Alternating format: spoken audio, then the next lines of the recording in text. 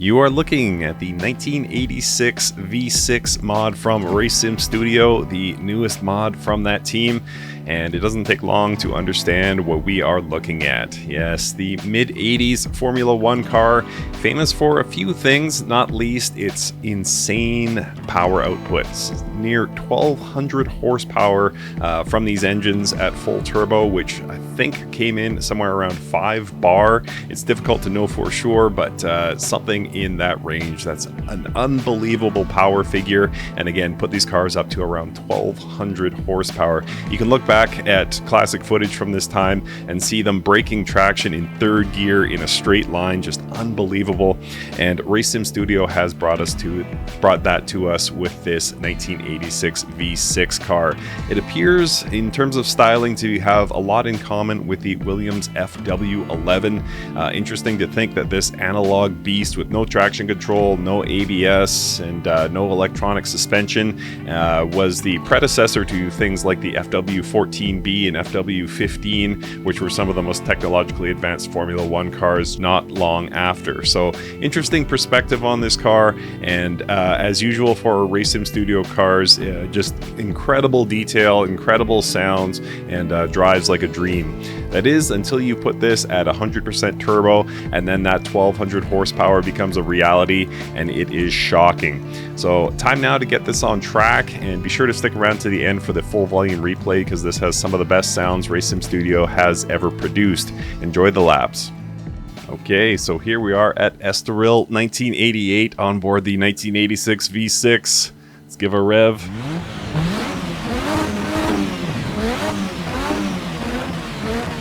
Yes, sounds great. Let's be off. So, starting out with 60% turbo. For those looking to have me drive a 1,200 horsepower car, you're gonna have to wait a minute. I need heat in these tires. Trust me, I have learned through experience. Let's just say this is nowhere near the first take of this video.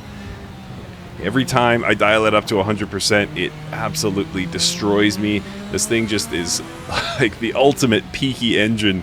How anyone drove this in real life is beyond me. It's, yeah. It's funny, like at 60% turbo now, I would say this is a very drivable car, whole lot of fun. And, you know, there's speed to be had by dialing up the turbo, of course.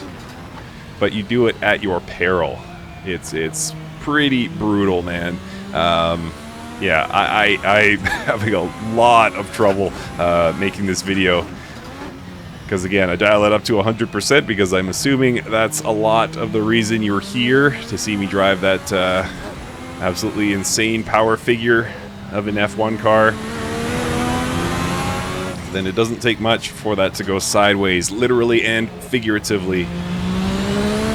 So 60% here just to get the tires warm.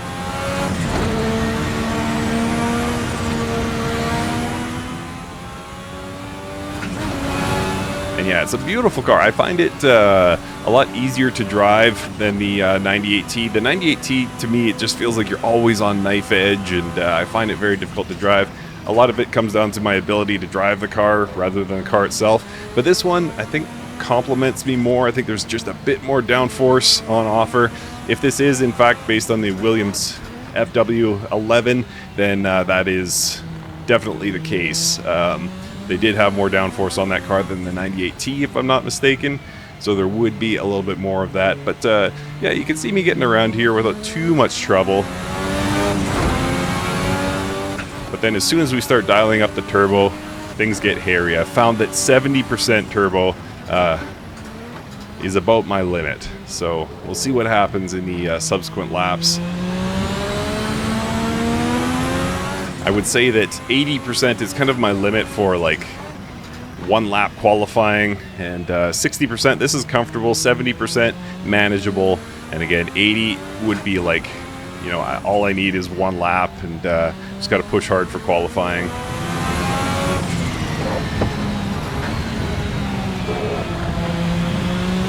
Alright, so that's 2 laps. I'm going to go 70 here.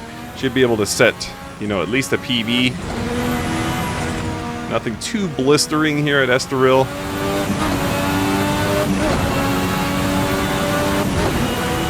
Probably somewhere in the 127s, 128s. I know I don't have a timer up, but the timing, it's not really the point of this 86 V6, at least for me. This is just a pure driving experience. Very analog, very dangerous, very fast.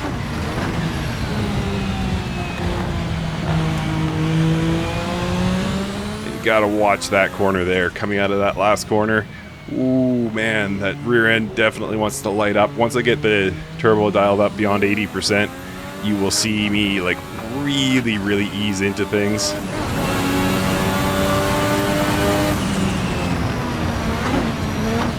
That was 260k there down the hill, in case you were wondering.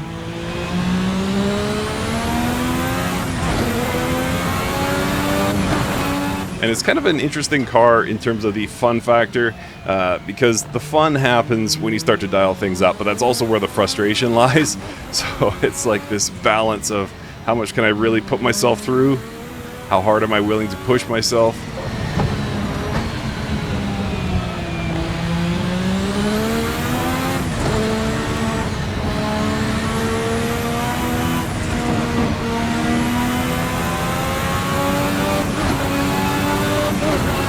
So low 128s here, maybe a 127. Yeah, high 127 here as I cross the start-finish line.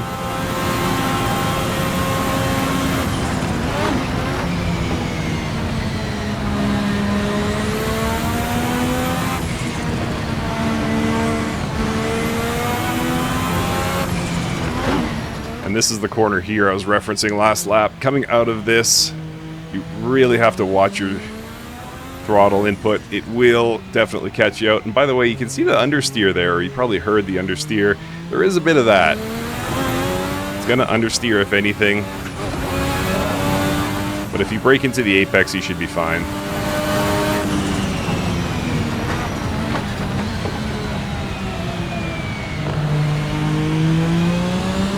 So up about a second here on my previous best, so I'll be in the low 127s here.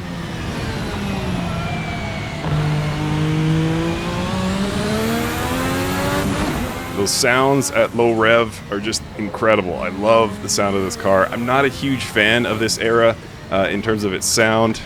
I know some people are gonna cut away and write to their local MLA or congressman and say there's a dangerous man on YouTube. But yeah, I'm not a huge fan of this era of V6 in terms of its sound. But yeah, I think RSS nailed it.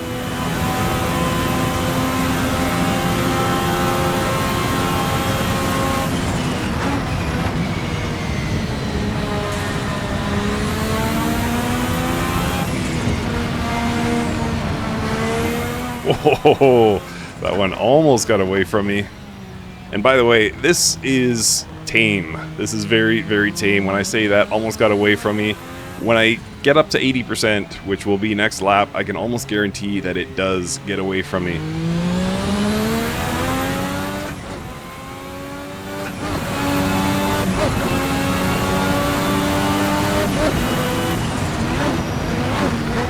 Sixth gear down the hill there.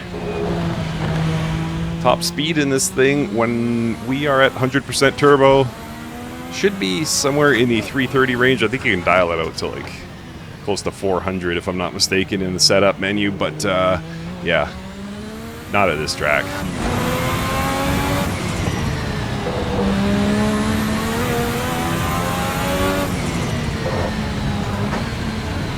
So yeah, this was not a good lap. Down a second now. All right, let's do this. Whoops, no, not 100, 80. 80 is beyond my limit, by the way. So I'm probably going to spin here. We'll see what happens. 270, 280, 290. Just about 300 there. Had I been a little bit cleaner on my shifts. Whoops. Speaking of, if I was cleaner on my shifts, I probably would have got up to 300 there. Oh, hold on, girl. Understeer, understeer.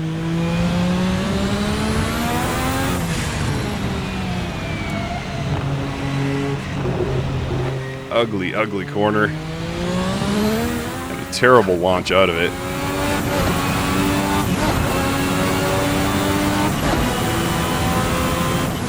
almost 280 kilometers an hour down that little mini straightaway there. Just unbelievable power. Whoa! I did warn you that 80% is beyond my limits, so you're seeing a bit of that here. Whoop, brutal frame skip.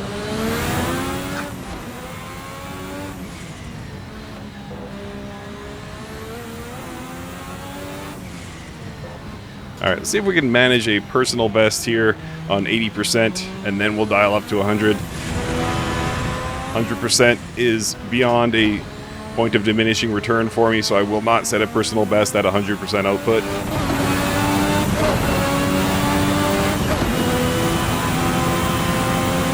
$280, $290. Ah, so close.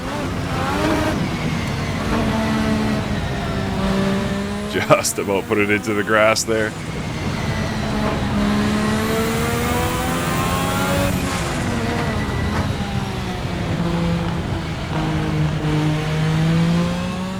Come on.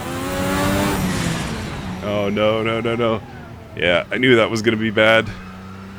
Had to apply too much steering input there. If ever a car demanded you be smooth with your inputs, it is the RSS 86 V6. And I'm not doing that right now. Need to wake up.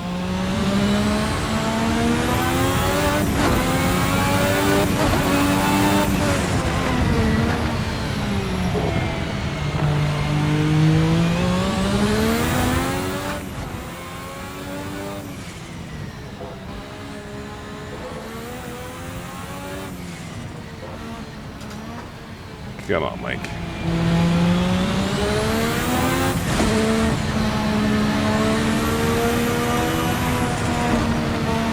Again, going for a personal best here at 80. We'll see what happens.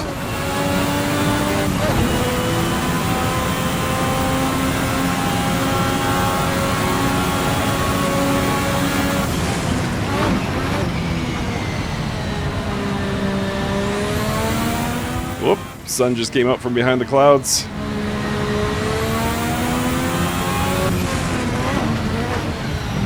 Full on daylight now.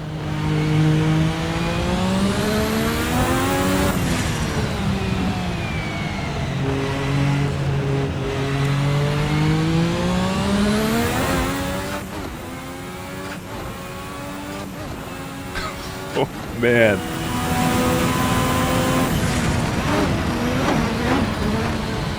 By the way, not a blistering lap at all. I'm only up about 0.3 here.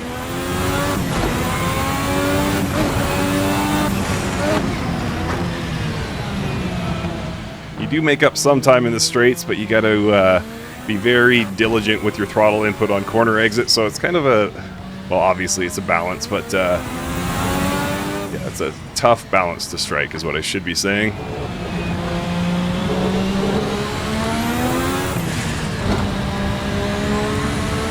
Alright, you have been patient with my mediocre driving here. Is this a personal best? Yeah, only barely, but good enough. It is 100% turbo time. We have just blasted past 300 kilometers an hour. And by the way, this is not going to end nicely. I will not set a personal best. I will spin. It's just a matter of time.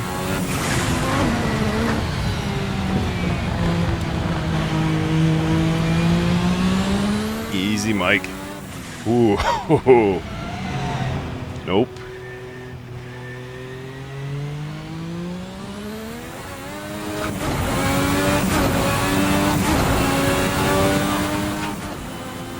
$290. Oh. That was almost 300 kilometers an hour, if you can believe that. Down that short little straightaway.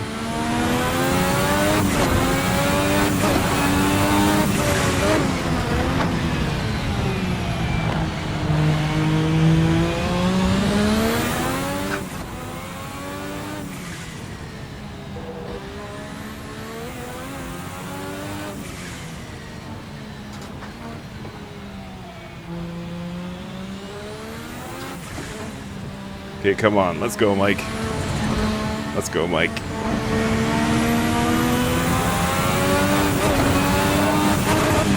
Wow, surprisingly, that was a personal best. That never happens for me at 100%. Just too much going on. 310. 316 kilometers an hour was the highest I saw there.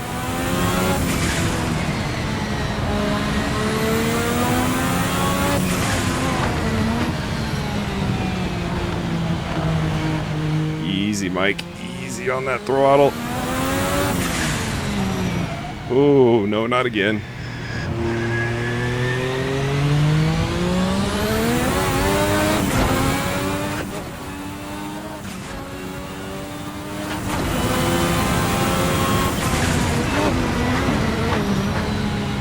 And I'm surprising myself here by staying ahead of my previous pace.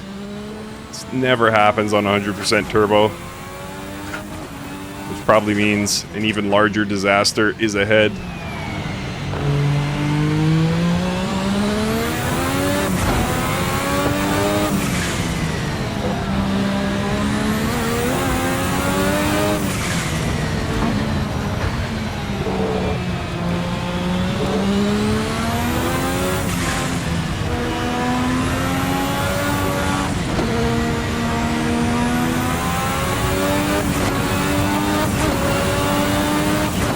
That's 3 PBs in a row. Unreal. 310, 318 for the braking zone.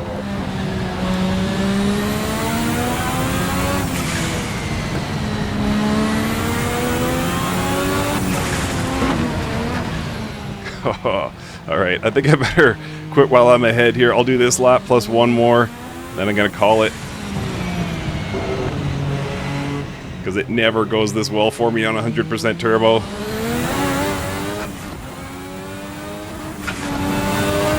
Missed the shift there. But final thoughts on the 86 V6. Well, I mean, what do you say about Race Sim Studio? Everything they do is great. I would say this one is no different. This is, like, I would say their, Mercer V8 GT3. I'm just absolutely smitten with that car, and I think it's so much fun to drive.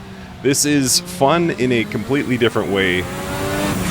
This is fun in the, wow, I've never challenged my driving skills this hard kind of way. If that is fun. If that's your kind of fun, I don't think you can do much better than this car.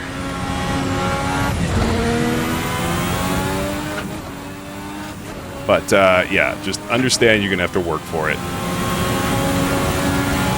In the 125s now. Surprised.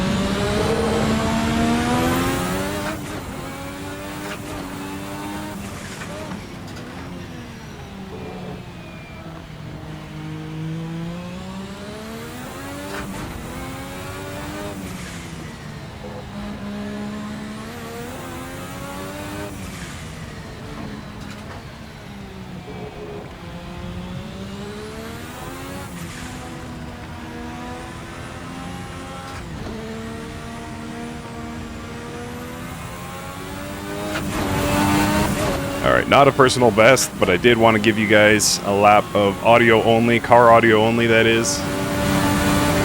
We'll go one more.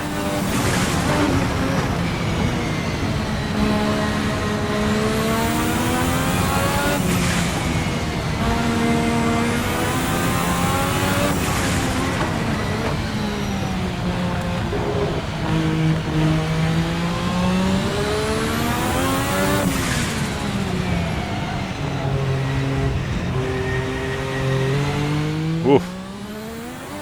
Whoa, there we go. Got cocky. I told you it was going to happen. Thankfully, not too bad, but yeah.